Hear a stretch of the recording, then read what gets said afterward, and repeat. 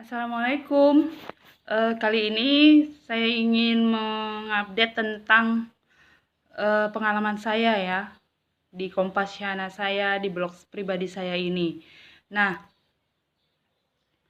saya punya pengalaman pergi ke psikiater itu tepatnya tanggal 1 September 2023 tahun ini. Nah, saya pergi bersama kedua kakak saya ditemani mereka. Lalu sekitar pukul 10 saya berjumpa dengan dokter psikiater. Nah, saya ditanya apa masalahnya. Lalu saya jelaskan bahwasannya saya lagi kurang percaya diri, tidak tenang. Nah, kata dokter tersebut, psikiater bertanya, ada bisikan-bisikan? Iya, saya jawab, ada bisikan. Ada yang mengatakan merendahkan, iya seperti itu. Nah, apa kata dokter tersebut? Bisikan apa itu? Ada yang bilang saya miskin, tidak punya uang, karena saya memang sedang tidak punya pekerjaan ya. Saya ibu rumah tangga dan suami saya juga kerjanya tidak ada. Sebenarnya ada, yaitu gulung ambal di masjid ya. Jadi tidak memenuhi kebutuhan seperti itu. Apalagi zaman sekarang apa-apa mahal. Dan karena saya juga masih kecil, masih 1 tahun 3 bulan. Jadi kan butuh banyak biaya. Mungkin seperti itu. Dan psikiater juga menanyakan nama saya, tanggal lahir saya, karena dia ingin melihat kesehatan jiwa saya ya. Nah, saya berani ke psikiater karena tidak selamanya orang yang ke psikiater itu gila ya. Seperti itu. Jadi saya beranikan diri ke sana karena saya sudah tidak tahan lagi dengar bisikan-bisikan tersebut. Lalu psikiater bertanya, sejak kapan? Nah, itu dia. Ada kesalahan. Jawaban saya katakan sejak lahir. Maksudnya sejak kecil. Sejak usia 5 tahun. Karena saya sering dulu waktu kecil, karena kakak-kakak saya jauh usianya dari saya. Jadi saya sering melamun, sering menghayal sampai tertidur. Karena kan saya anak paling kecil. Jadi saya sering geletak tuh di kamar sebelum tidur tuh melamun dulu. Nah, ada sensasi berputar ya, berputar seperti itu. Kalau dalam ilmu metafisika itu ada sebutannya. Nah, tapi harusnya saya nggak mengatakan sejak kecil, tapi sejak SMP. Bisikan-bisikan itu sejak SMP sebenarnya. Nah, harusnya saya 3 kali kontrol ke dokter psikiater di rumah sakit jiwa ya di Medan.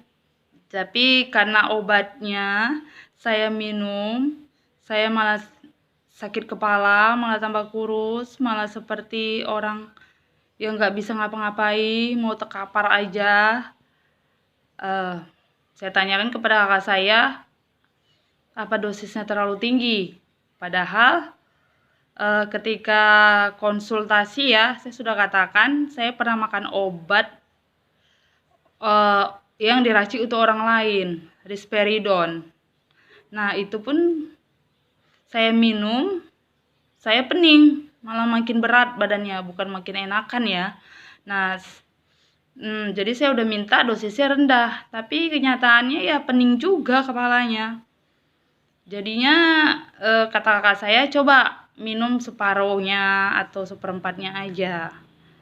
Tapi karena saya sampai demam tinggi malam itu, sehabis minum obat itu, saya putuskan untuk tidak meminumnya lagi, seperti itu. Dan besoknya saya ke IGD ya, di salah satu rumah sakit swasta di Medan. Dan saya diberi obat demam, paracetamol, dan obat diare. Karena saya juga diare pada waktu itu. Nah, yang saya salah juga, saya tidak ingat untuk mengatakan saya memiliki penyakit ma akut kepada dokter psikiaternya. Seperti itu. Yang saya tanyakan cuman, bisa nggak obatnya itu untuk orang hamil? Seperti itu. Aman tidak? Kata dokter psikiaternya aman, seperti itu. Nah, sampai sekarang saya belum balik lagi ke psikiater. Dan menurut saya, obat sih harusnya bisa menyembuhkan ya. Jadi kalau tidak menyembuhkan, untuk apa? Harusnya kita cari cara bagaimana bisa sembuh. Dan jadinya akhirnya saya berjuang sendiri seperti itu terhadap bisikan-bisikan itu. Tapi bisikan ini membuat saya dari SMP tuh suka berbicara sendiri ya. Suka berbicara sendiri seperti itu, kadang tertawa sendiri seperti itu. Jadi kata dokter tersebut saya memiliki penyakit psikosis ya, psikosis kalau tidak salah, seperti itu. Tetapi dokter juga menanyakan kenapa baru sekarang ke psikiater. Sebelumnya di tahun 2008 saya pernah ke psikosomatik ya. Karena waktu itu saya takut dibilang gila, maka saya tidak ke psikiater. Seperti itu. Tapi karena ada teman dekat saya yang pernah ke psikiater, dia menganjurkan, dia mengalami kecemasan ya. Nah, jadi katanya tidak semuanya yang ke psikiater itu orang gila, seperti itu. Jadi saya beranikan diri seperti itu.